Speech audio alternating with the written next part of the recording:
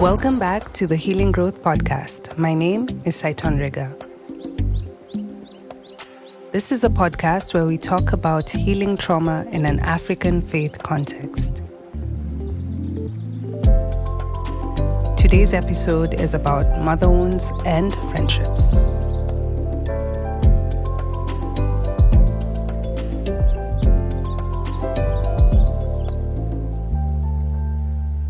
Hi everyone. This one is a hard one. I'll admit I wasn't ready to do this soon, but here we are. I think part of being in the place where I'm willing to pray and receive guidance on the direction for the podcast means that things like this will happen. Let's get right into it. Your mother is your first female relationship. Your relationship with her sets the stage for so much more in your life. It is the template for how you see yourself, what you believe about how you should be treated, what you require and demand from relationships with women, and how you carry yourself in those relationships. Before that, let me define the mother wound and what it is and how it shows up. Psychology today defines a mother wound as a loss or lack of mothering, a deficit between mother and child that is passed down through generations and a reflection of how we experience mothering and how we mother. You can experience the mother wound if your mother only provided physical care aspects and did not provide love, care, and safety. If she was extra critical, meaning that you could never do anything right. If she wasn't available to you or to the child time-wise, and emotional availability falls here too. And while there are practical reasons for this, the effect still remains the same.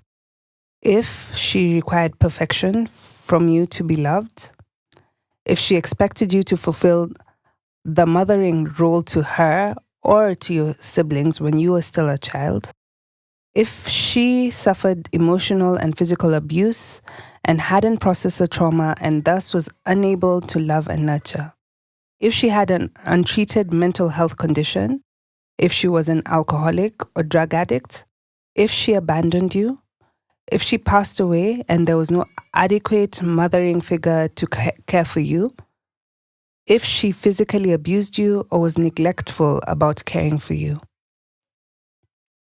These are all things and stories that you've heard from other people, and maybe this is your own story. So how does the mother wound show up in your life as an adult?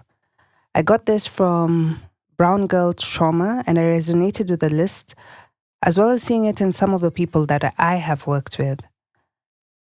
The number one on her list is dismissing your pain because it's not that bad. You listen to Saiton and you're like, whoa, this chick went through so much more. Mine wasn't that bad. But it is bad, isn't it? There is no scale for how bad. The truth is, are you willing to heal it? Are you willing to show up for yourself and actually deal? That unwillingness might actually show a mother wound. Are you always seeking your mother's approval to live your life? Inability to manage your emotions, self-soothe in healthy ways? For many people, the go-tos are food, numbing with social media, gossip, alcohol, and other things. If you have a high tolerance for bad treatment from people around you, if you have codependency in your relationships, if you're always feeling threatened or competitive towards other women, if you don't want to be your full self because you don't want to threaten others, also low self-worth and negative self-talk, rescuing, fixing people and people-pleasing behaviors, never feeling good enough, extreme criticism of your body and others' appearance, difficulty in setting and keeping boundaries. So, this is how it shows up as an adult. And I know for many of us, this is a hard pill to swallow, but take your time, do your research, and journal. So I'll talk about assessing your mother wound and how it makes you show up in relationships. The first time I made a connection on the mother wound replicating itself in friendships was a post from Dilesia Hampton Barner, who runs the International Mother-Daughter Trauma Recovery Institute. She broke down toxic behaviors, toxic friend behaviors, and it was like a light bulb went off. Up until then, I didn't realize the dysfunction that I had brought into my friendships. I would say that for a long time, my default was to mother my friends in the hope that they would mother me. I didn't have a mother for so long, and so I looked for this need to be met in my friendships, which, to be honest, was too overwhelming for my friends. I remember having a fallout in high school, and now looking back, I think this is what it was rooted in. Another thing I did for a long time was fix, rescue, and overextend myself for my friends, then expect the same from them, and then be utterly disappointed when they didn't reciprocate because, truth is, some people have boundaries. I was a friend people called when in trouble. In fact, some friendships were based on the crisis call and me helping out. And then when things were good, I was ghosted. The thing that therapy helps with is it helps you figure out what you are getting out of the dynamic, because it's not always just about somebody else using you.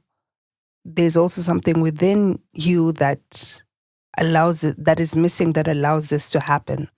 For me, feeling needed, wanted, and relevant was a deep-seated need for me. Ideally, this is a need that should be met in childhood so that you can learn how to give it to yourself as an adult. Mirroring what your mother did for you is how you learn. I had to learn to give this to myself through reparenting, prayer, writing, and rewiring my habits.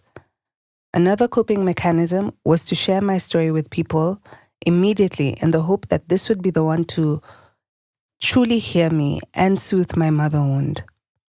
I never did any of this unconsciously. It was all subconscious, and it took being in therapy, coaching, and the healing journey to examine what was going on. The thing about talking about your mother wound all the time, what happened, how deep it is, how it affects you, is that all of this is a cry for help. It's wanting people to recognize how deeply you've been hurt and devastated. And yes, even though people will hear you and empathize and validate you, the person who needs to recognize that pain most is you. You're the one who needs to sit down and take stock of how deeply this affected you, this wounded you, and how it shaped the person that you are, and begin the work of healing. No one else can do that for you. The people around you can help a little, but it's you who needs to do the work. And when you do heal, even how you talk about it changes. Sometimes it's not even necessary to lead with that story, because now you are able to see yourself in a greater light than just the wound. The reality of friendships and healing. The friendships we choose in a state of not healing. I got this from Bethany Webster, who's one of the primary resources in mother wound literature. So your friendships, when you've not healed, may not be as reciprocal as you desire or deserve. You may get friends who are similar to your mother and replicate the dynamics that you have with your mother. You may not be able to find friends who you can trust and build friendships with. You may be constantly frustrated about not being able to communicate your needs in friendships. Another one is not being able to be honest and real with your friends about who you are. Untangling this is hard, and it is a mess. And honestly, some friendships don't make it. Regardless of how much you try, simply because some people expect the version of you before the healing, they keep fighting with the new version of you. There's no room to adjust the parameters of the friendship, because to them, the new you is an abandonment. However, for you to keep the old parameters is self-abandonment. And you get to the crossroads where for the first time you realize what is happening and you choose yourself. And that is hard. You can love someone and care for them, but you have to stop with the status quo, and that's not easy. Additionally, if someone doesn't recognize their own wounds, it's not your place to tell them. They must get there on their own. But this can be a dilemma of sorts because they may never get there, or you may need to have boundaries and limits in how you engage. and this may not go down well. But part of the journey is being okay with being the bad person, because every person has a version of their story. And inherently, we're not focusing on that, but on you and your journey and where you've got to. Another thing is about realizing unspoken agreements and narratives that are weaved into friendships. Some friends are only okay with you being in a perceived lower position.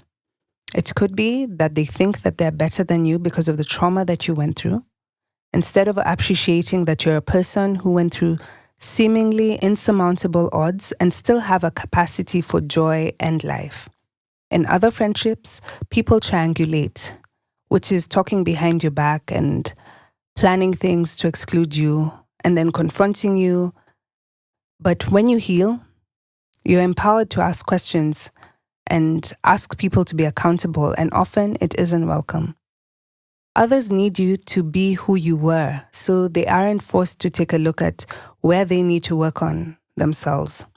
Healing also means that sometimes you stop being a team player and you stop abandoning yourself for them. For me, my friendships for a very long time were ride or die. My reasoning was that my friends were there for me in bigger, better, and more constant ways than family, and they knew me more and they deserved that from me. This seems reasonable on the surface until you realize that it's a trauma response or decision. First, ride or die is not and should not be a defining factor of friendships. Set It Off was a bad example, folks. It's fun to watch, but not fun to live out in real life. It was so bad for me that I remember once both my coach and therapist asking me why I wanted to be in a particular friendship that wasn't working, hadn't been working. And the biggest reason I had is that it was meant to last until old age, and yes, that I love the person. If you're brought up into the mentality of longevity above everything else, there's shame of not keeping things as they are. I had to unpack what it looks like when words and actions don't match and haven't matched for a long while. Why did I believe passively and not question when requirements and investments that I was held to didn't always match? Why did I always believe what was said, even though there were no actions to back it up?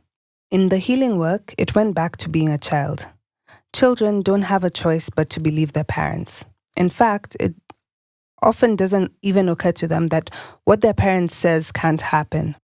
Unless they're disappointed time and time again, and they learn to disbelieve or be aware that things won't always happen as said, they generally just believe. I never would fully assess the situation, and in many ways I was afraid of exploring what was going on, and I would bury so much of it in myself. I would sometimes be aware when I didn't feel safe to be myself, but unfortunately, because this had been a common occurrence all through my life, I didn't question it. More people pleasing. And we know that with healing, people pleasing has to end. Assessing the behaviors that make you leave. Every human being has inherent dignity and value. But the sneaky thing about valuing our worth from accomplishments, possessions, and who we know is that we get our worth from being quote unquote better than someone else. Even if we don't say it, it seeps into how we treat them. I feel like we dishonor God because He's reflected in each one of us.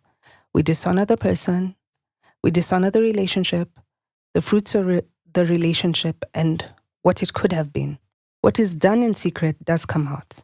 And even though the person may never know the full extent, sometimes the path for them to leave is worked out. There is hope though, if you recognize yourself in this, because we all do fail sometimes. The first is recalibrating your sense of worth, so it is not gained from subconsciously viewing others as being lesser beings. Working on developing genuine gratitude for the people in your life, having hard conversations, seeking forgiveness, and building better relationships. It may be possible to recover, and I wish you the best. I also want to say that the dynamics we have in friendships are not the exact same for each friendship. Someone can be cruel to one and esteem another. It doesn't always mean that someone is a bad person. It could be that the dynamics, their own trauma, and the social interplay trigger things with you that aren't triggered with other people. This is why you often can't look for co-signing from others in the crew. They may not see it because they didn't experience it themselves and dismiss you. Sometimes someone will only come to you later saying, I get it now, because they now experienced it. If there's toxicity or triangulation, this will not be the place where you'll get validation. It is likely that instead, gaslighting will happen. Again, the focus is on what happened to you, the interactions, experiences, and processing those with a therapist or a coach. Some friendships have the queen bee or cheerleader archetype, where you can't say anything that disagrees with the person who is seen as a de facto leader and everything that surrounds her. These types of dynamics rarely survive friends finding their voice. The Gottman Institute, which focuses on marriages, is one of the resources I use here. I find that their lessons are applicable to all relationships. They have something they call the 4 horsemen. These are behaviors that are guaranteed to lead to a relationship's end. They are criticism, contempt, defensiveness, and stonewalling. I'll touch on contempt, which is the most dangerous one. There may be contempt that is shown to only you and in ways that others can't see. Communication that has contempt is mean. It comes from a place of moral superiority. And the person may not even notice, but body language, and sometimes, if you're patient enough, they may let it slip what they truly think of you. Contempt is fueled by long, simmering negative thoughts about a person. When a person thinks negatively of you for a long time, discusses this with other people, it unfortunately slips out with time. I'm not even going to go into the spiritual side of this today, but when you can tell this is going on in a friendship or even relationship, the unfortunate truth is that it is rarely salvageable unless the person with the negative thoughts is willing to have honest, hard conversations and do the work to turn things around. There is a solution from the Gottman Institute, which is about appreciation, but this takes eating a lot of humble pie to admit someone is valuable to you and then to do the work to keep them. The actual healing around relationships. Here are 2 quotes to bookmark this segment. Healing requires work, but so does resisting healing. And in the end, resisting healing will always be a bigger burden. Let me say that again. Healing requires work, but so does resisting healing. And in the end, resisting healing will always be a bigger burden. That's by Dilesia Hampton Barner. The second quote, no female friendship can ever fill the mother gap of what we needed from our mothers. That's from Bethany Webster. Heavy, isn't it? My immediate advice is that once you understand what has been going on, get help. There will be great grief and a great feeling of loss. One of the realities is that the future won't be what you thought it would be, and that often means a lot of broken dreams. Process this with a therapist. Take as long as you feel like you should take. It's not an easy experience. Learn how to reparent and soothe yourself. It will empower you and reduce the dependencies you have on others to play this role, except for when it's trusted people. Most importantly, after the grief is gratitude for the person, for the friendship, and what it meant to you, the good times and the laughter. Alex L., one of my favorite modern writers on healing, posted that the hard truth is that we sometimes have to walk away from people we love. The movies and the soaps never told us this, but it's true. And as somebody who's been on both ends of this, after the grief, the truth is, I want the best for them. I want them to thrive, to grow, to be happy, to find love and live well. Understanding what you need now. You no longer need to be in places where you have to choose between being loved and being celebrated. You can have both. You can understand what values are important to you. I know for myself, the spiritual aspect and its importance to me is very high. I know I also inadvertently hurt others by not acknowledging this truth in myself. You can figure out, again, what's important to you in friendships and respect people, but take time before you forge deep friendships because you understand yourself better now. Understand that someone else's failure to treat you honorably has nothing to do with your worth. It's also okay to let people have their own narratives and explanations, whether true or not. It's also okay to be incompatible with people as friends. Doing things with others out of obligation isn't honest, and it's okay to step away from that. It's okay to let people go on their own journeys and make their own realizations about life and the lessons that they will learn on that. Seasons of friendships. The truth is, not all friendships last our entire lifetime, especially in our current world. I've come to accept that there are a few covenant relationships and others which are for a season. The season might be through workplace, school, social circles, but life and circumstances can make friendships end. I find it interesting that even though we don't talk about it, the Bible as well has examples of friendships ending, sometimes because of seasons. Psalms 88:19. David's talking about his experience and he says, "You have made friends and companions shun me. The people I know are hidden from me."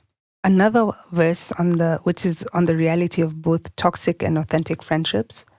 This is a good one to read in different translations. Some quote-unquote friends pretend to be friends, but a true friend sticks closer than a brother in Proverbs 18:24. The NLT edition says, there are quote-unquote friends who destroy each other, but a true friend sticks closer than a brother. I haven't even covered the angle of deep betrayal by friends, and this is something that I know is a reality to so many. If you do want me to cover this, you can shoot me an email or answer the form at the end and you can let me know, and I will find material on this to share. My final encouragement to you is that it may feel impossible, but it isn't. It's step by step and at the right time. The thing about healing is that not all the realizations hit you at once, and each step strengthens you for the next. It's closing doors to certain perpetual pains we have carried and not letting ourselves use others or for others to use us because of these wounds. Some friendships come full circle and you end up coming back together after time has passed and you're both in healthier spaces. Sometimes it doesn't happen, but there's enough love to appreciate and celebrate each other from afar. Some friendships end, and I pray that whatever it ends up being, I pray that you may have the grace to walk this journey. Thank you for listening. This is the end of the episode, and I hope that as heavy as it's been, that it offers you some light and direction for things that you're going through, or maybe didn't even know that you're going through. So you can follow us on Instagram, healing.growth, and on Facebook, Healing Growth. This is Saiton Riga, and bye-bye.